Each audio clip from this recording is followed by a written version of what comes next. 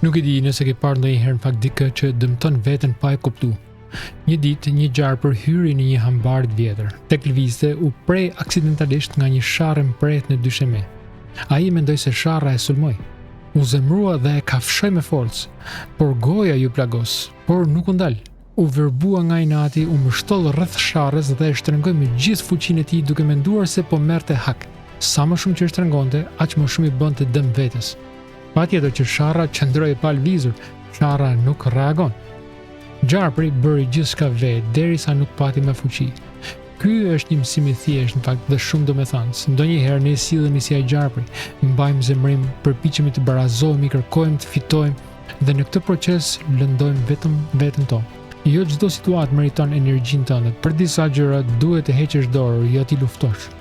Cila është një situatë apo një person nga i cili duhet të heqësh dorë sepse përpjekja për të fituar po të dëmton vetëm ty?